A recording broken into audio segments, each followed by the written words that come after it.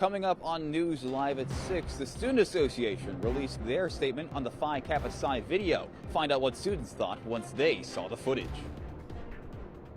Plus, the leader of Hamas killed today, what Israeli officials are saying. And more details in the death of Liam Payne, what we know and who's speaking out. News Live at 6 starts right now. News Live at 6, your campus news leader.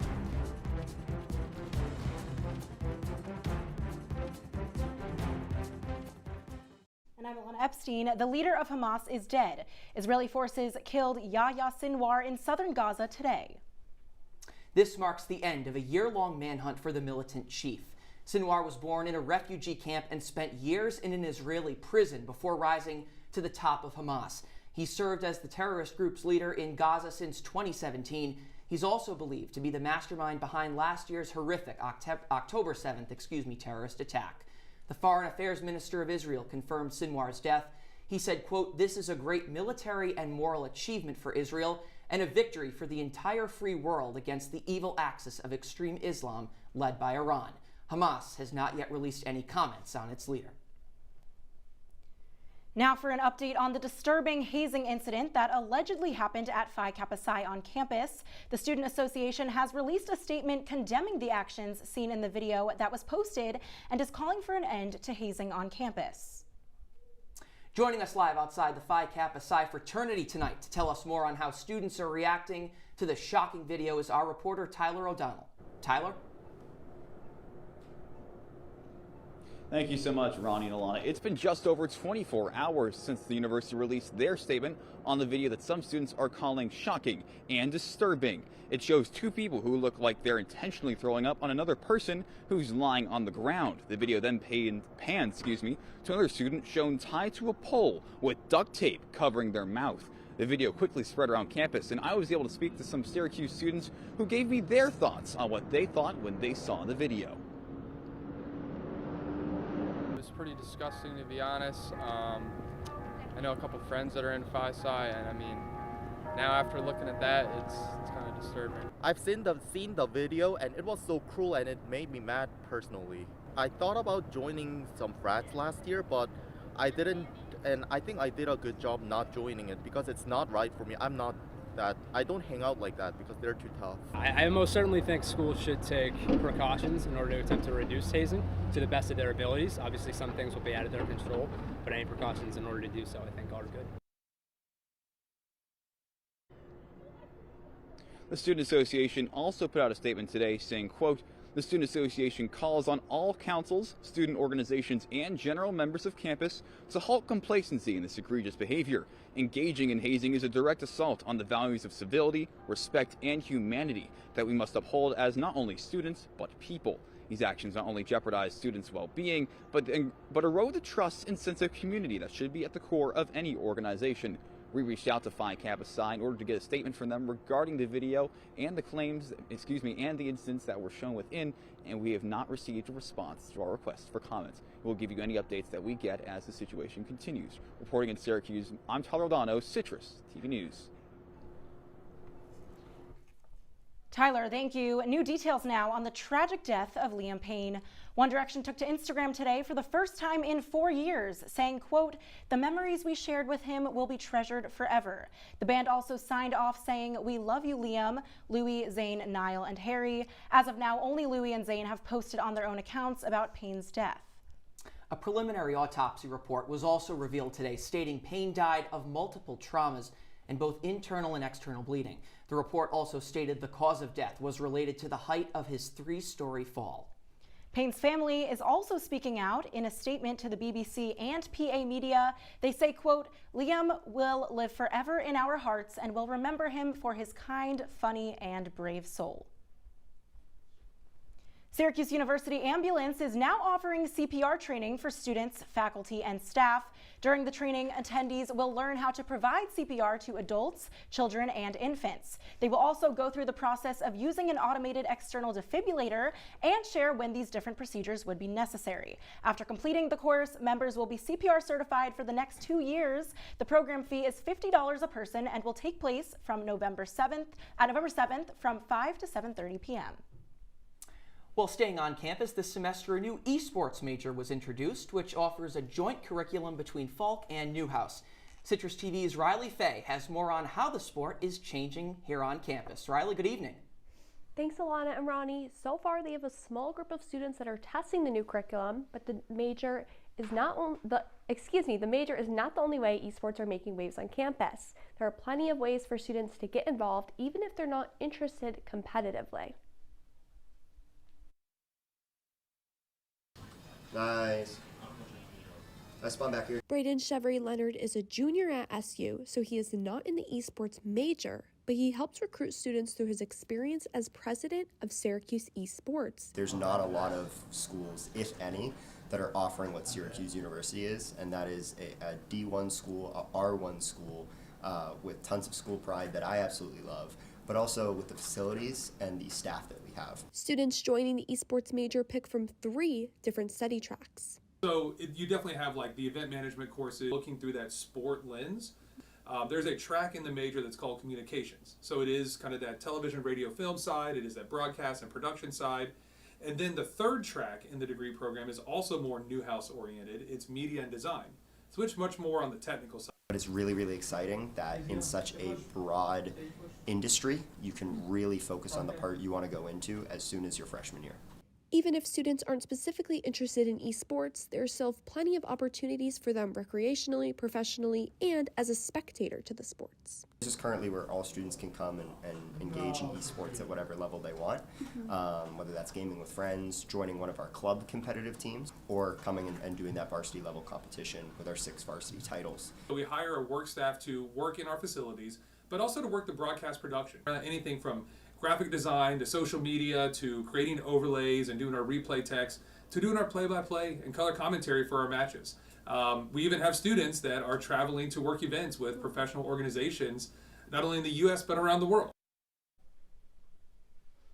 Now, you may have noticed construction in Shine. They are building an esports arena that will be open later this year and a great spot for spectators to watch the tournaments. Ilana and Ronnie, back to you. Riley, thank you so much. You know, honestly, I may have to head to Shine as it starts to get colder out to escape that. But for right now, we don't have to. I mean, the weather today, it was so beautiful. I actually think that this was the perfect, like if you could bottle up a fall day in central New York, today would be it. Just it was absolutely sunny, perfect. It was warm. I mean, yes. Complete 180 from yesterday. Absolutely. And speaking of sunny personalities, Jackson Breslin is here to tell us if that sunshine will stick around. Yeah, Ronnie, well, it actually is, but right now temperatures are at 53 degrees, and as you said, sunny, not a cloud in the sky, a little bit of a breeze, but really nice out at the moment. Now, taking a look around the region, it's about the same just about everywhere. Syracuse, Ithaca, Elmira, and Rochester are all the warmest at 53, and then Cortland is the lowest at 48, followed by Fulton at 50, but pretty much anywhere you go is going to be about the same. Now, looking ahead to tonight, temperatures are going to drop down to 43 degrees around 10 p.m., and it will still be clear, but it will be a little bit chilly, so if you're going out tonight, make sure that you do bring a jacket with you, because as the night goes on, it will get a little bit cooler. That's all I have for now. Ronnie and Ilana, I'll send it back to you.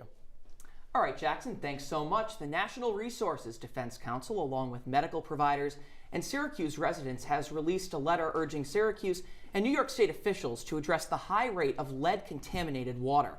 Now, in that letter, the NRDC says, quote, the test results strongly indicate that Syracuse is in a water safety crisis and that they, quote, believe much more should be done to immediately make the public aware. Testing reveals more than 9% of children in Syracuse have high blood lead levels. The letter comes just weeks after the Biden-Harris administration issued a final rule requiring lead pipes in drinking water systems to be replaced in the next 10 years.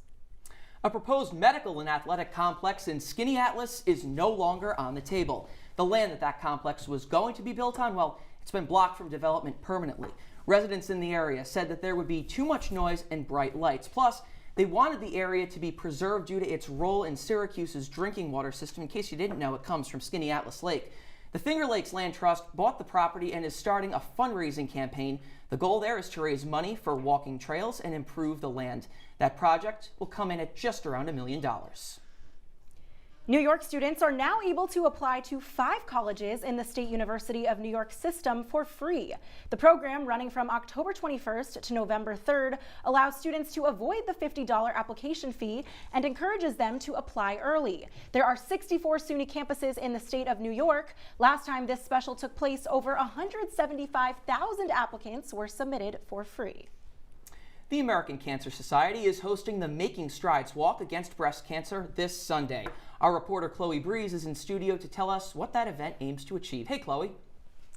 Hey, Ronnie. That's right. The walk will take place this Sunday at Clinton Square with activities beginning at 8:30 a.m. and opening ceremonies starting at 10 a.m. The activities include photo opportunities, pink merchandise, food trucks, music, and more. The walk is 1.6 miles long, starting at Clinton Square and heading east down to Salina Street to Erie Boulevard. It will then turn on Harrison Street and will end back at Clinton Square.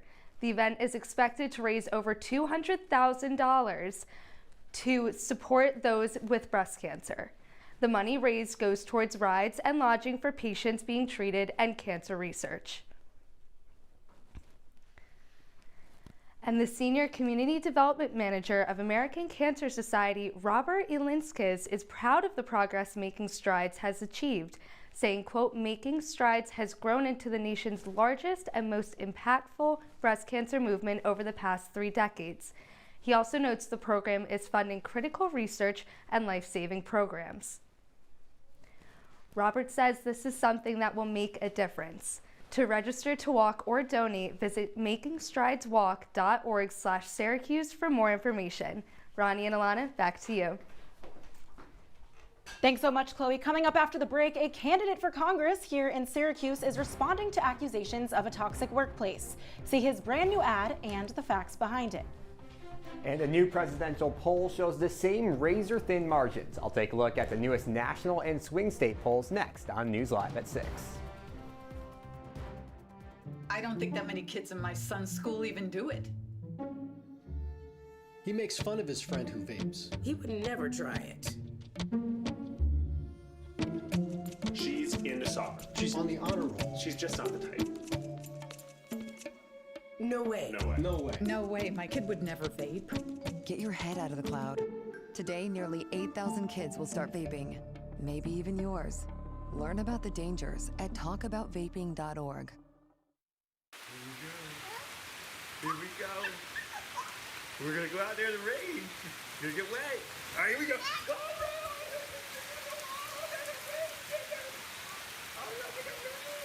okay, quick.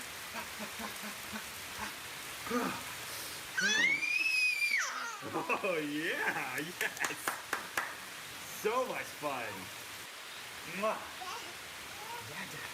We're getting so wet. Well, Thomas, you've got pre-diabetes. But with more exercise and a change in diet, it can be reversed. I've tried exercising. It just makes me hungry for bacon. I love bacon, too. And who really likes to exercise? Not me. Me neither. Nobody. So we're good? What? Oh, you still have pre-diabetes. Big time. Last week, Brandon met a girl on a dating app. One day after work, he finally found the courage to ask her out. No answer. He started to panic. Was he being too pushy? Maybe it was too... Hey, sorry I didn't respond. I was driving. I would love to go on a date. How does tonight sound? Brandon tried to play it cool, but inside he knew. A girl so smart, so responsible. She must be a keeper. You're watching CitrusTV News, live at 6, with Ronnie Parrillo, Ilana Epstein, and Jackson Breslin. Now, your campus news leader continues. And welcome back to said Campus News Leader. One of the closest races for Congress in the country is happening right here in central New York. That's right, Ronnie. Our political analyst, Luke Radel, has been tracking the race for us and joins us now with the facts behind the latest TV spot from the candidates. Hey, Luke.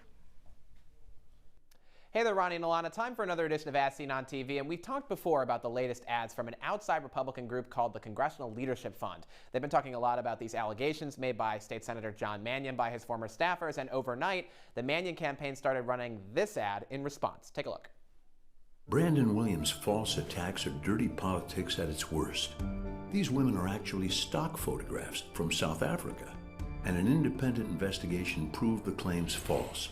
Anyone who knows John Mannion knows he's a good man. It's Brandon Williams who abused his employees. I'm in every relationship. Every single thing. You understand me?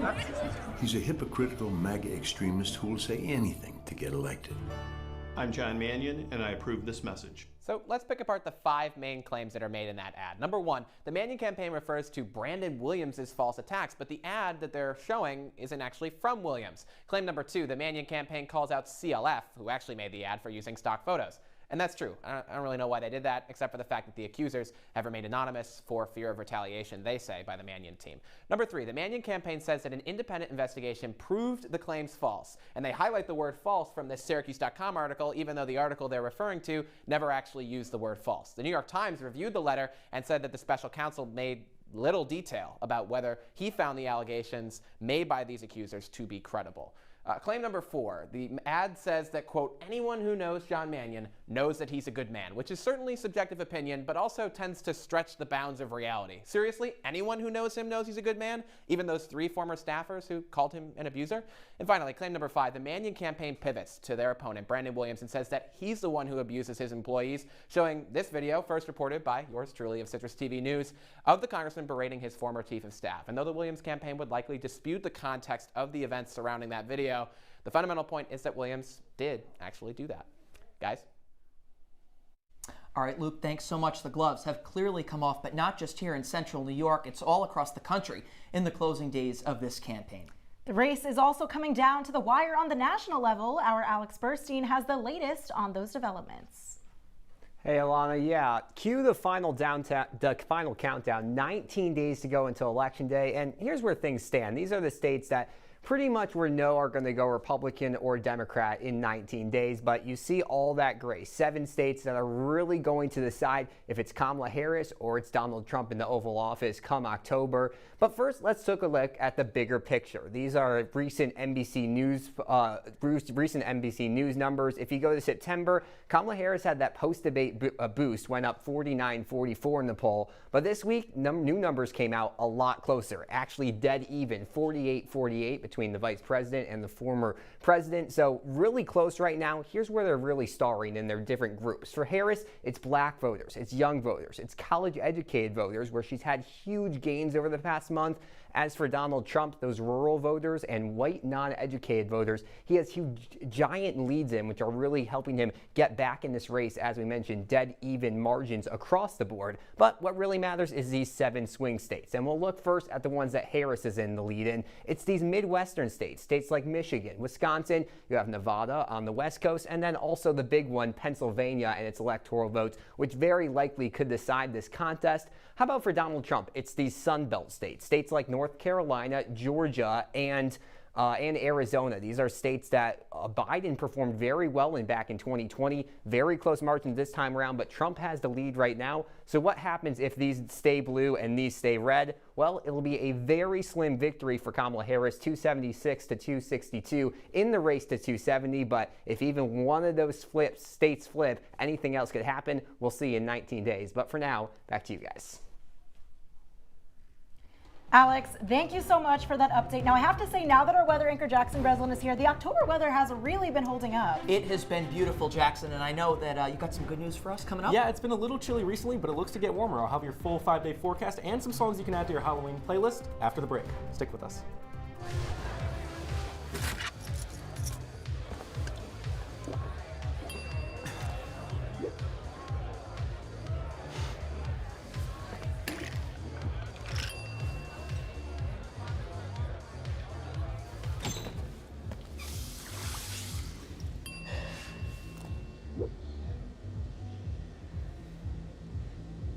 If you need to do something to feel okay to drive, you're not okay to drive.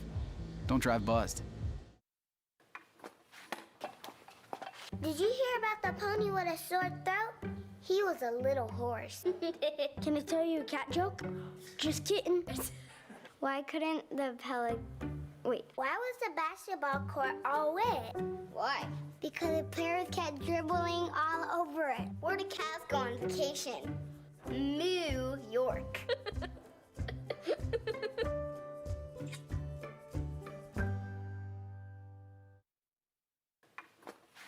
Welcome to an excellent episode of Live from Studio B.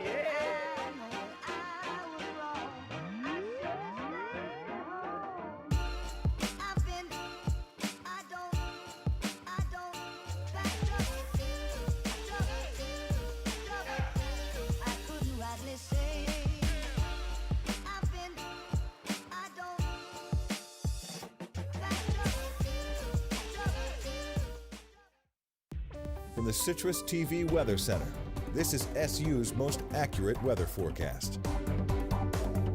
Welcome back to CitrusTV News Live at 6. Taking a look at your 5-day forecast, here's something that I didn't think I'd be saying during late October. It's going to be sunny and warm. Look at tomorrow, 65 degrees and sunny. And then as we go into the weekend, it's just going to get warmer and stay sunny. 69 degrees on Saturday, 71 on Sunday. And then going into the week, well, it's going to get even warmer, 73 degrees on Monday. And then Tuesday, we're nearly at 80 degrees. It is late October in Syracuse. That is not normal. But even though it feels like we're in August, here are some things to get ready for Halloween, and there's no better way to do it than listening to music. So here are some songs to add to your Halloween playlist. Fair warning, Thriller will not be on here. I'm not a big Michael Jackson fan, sorry. But you know what will be? Superstition by Stevie Wonder, because it's a great song. And also, Psycho Killer by the Talking Heads, and one that might not be on a lot of Halloween playlists, Strange Brew by Cream. It's a great song, Eric Clapton on guitar, can't go wrong with that. For more modern taste, you have Vampire by Olivia Rodrigo, and you gotta have the classic Monster Mash, Bobby Pickett. And even though October's coming up, fall's coming up, it's baseball season. Jish, what have you got in sports? Well, October baseball is simply better when both New York teams are playing. Both the Yankees and Mets are in battles to potentially face each other in the World Series. Plus, a 5-star basketball player visits SU tomorrow. We've got the latest in sports after this.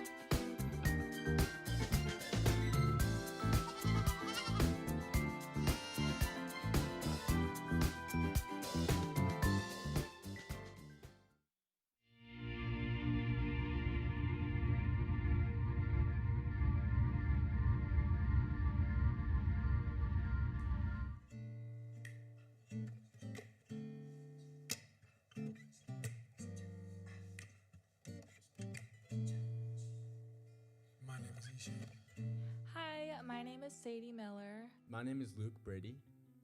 I go by St. Luke.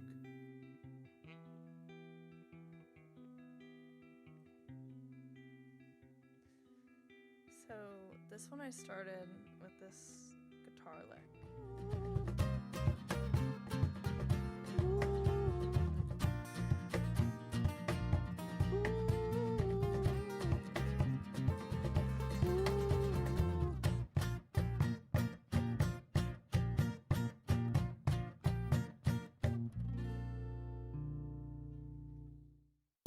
And now, your CitrusTV Sports Report.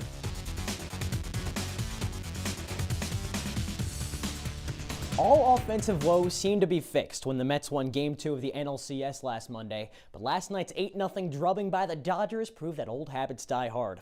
Welcome to sports, I'm Jish Sokolsky. The defeat was the Mets' second shutout loss of the championship series, but unlike Game 1, this one was in front of home fans. Spectators only got to watch the Mets collect 4 hits and 4 walks, but the real unlucky number was 13. That's how many times the Mets struck out in the losing effort, and with New York's back against the ropes, manager Carlos Mendoza was asked if the lineup would see any changes for Game 4, but the rookie skipper has faith in the cast he's cultivated all season. But they'll come true, you know, and yeah, you're playing playoff, and when you're facing a pitching staff like that, it's gonna be hard at times. Well, that pitching staff ripped through some of the Mets' mainstays, including catcher Francisco Alvarez. The 9-hole hitter led the Amazons with 3 strikeouts and added an error on defense as well. The Mets have a chance to even the series, though, at 2 games apiece. Tonight at 8, you're going to want to tune into that. And while the Mets' offense sputters, the crosstown Yankees haven't had issues scratching runs across this postseason. The Bombers have hit home runs in all but 1 game in the playoffs. That included All-Star Aaron Judge's first long ball of October in Tuesday's 6-3 win over the Guardians in Game 2 of the ALCS. And if you like Yankees baseball, you're in luck, because they're playing right now. In the bottom of the 4th inning, Cleveland leads New York for the first time this series, a 2-1 lead, a 2-run home run from Kyle Manzardo, the designated hitter for Cleveland. New York, however, is 2 wins away from their first World Series berth in 15 years. That could start tonight.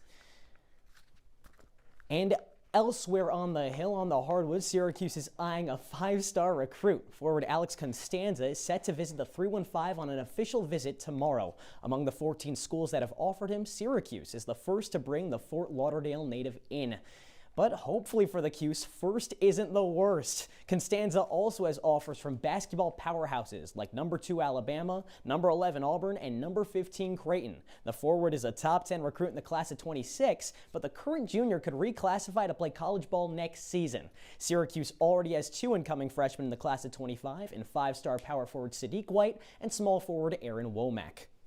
And before we get carried away with a potential ghost of Orange future, how about a ghost of Orange past? That running back Sean Tucker had his best game yet. He was named the NFC Offensive Player of the Week for his performance against the Saints, and you're going to want to take a look at these numbers too. The Tampa Bay Buccaneer took the backfield over because starter Rashad White was ruled inactive, and it seemed all Tucker needed was a chance. The former All-American had a career-high 17 touches, almost 200 total yards, and his first 2 career scores. And guys, I checked his Twitter after the game. Tucker was #pleased with his performance. Ronnie, Ilana, back to you. All right, Jish, thanks so much. That's good to hear. Your wake-up weather. We'll be right back. There we go.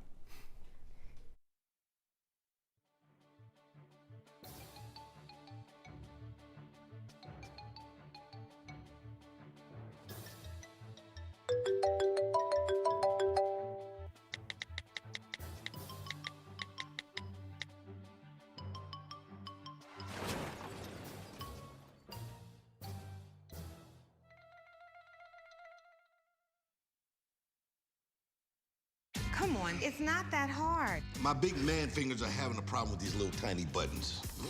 Whoa, watch it there. Your blood pressure's gonna go through the roof. Tell me about it. I'm trying to learn how to get it down. Instead, it keeps going up. High blood pressure can increase the risk for heart attack or stroke. Learn how to keep yours at a healthy range. Ever hear a voice command? Just say text barbershop to 97779. That's not what I said. Just give me that. Now my blood pressure's up. Leaving hot coals improperly extinguished can cause a wildfire. Hey guys, it's Smokey! It looks as if Smokey is going to use the drown, stir, drown, and feel technique. After the first drown, a good start. Next, another drink. And finally, a close feel. Is it cool? Okay. Yeah. Hey, Smokey, catch! Oh, my bad, Smokey. Only you can prevent wildfires. Welcome back to Live at 6. Taking a look at your wake-up weather, it's going to be pretty cold when you're first getting up, but as we go through the day, it will warm up to that high of 65 degrees. It should be a nice day. Ronnie and Lana, back to you. Looking forward to that nice day. Well, live from Syracuse, it's Saturday night. The Student Association is hosting a comedy show with SNL's Marcelo Hernandez on Saturday, October 26th. The show, it will start at 8 p.m. with doors opening a half hour earlier. Yeah, that's right. Get ready to laugh. It'll mark the end of SU's Latine Heritage Month celebrations. Tickets are only open to SU and ESF students and staff. They're free. Those will be available starting tomorrow. I love a good comedy show, Ilana. I do too, and I love fan. SNL. He's one of my favorites. I know he was with Ariana Grande this past weekend. Such a great show. I love watching it. We'll have to watch it together one time. Absolutely, for sure. And it's especially funny around the election. Well, that is Citrus TV News live at 6 for this Thursday. Don't forget, you can follow us on X and Instagram at Citrus TV News. Now, for the entire Citrus TV News team, I'm Ilana Epstein. And I'm Ronnie Parrillo. Have a great night, Syracuse. We'll see you next week.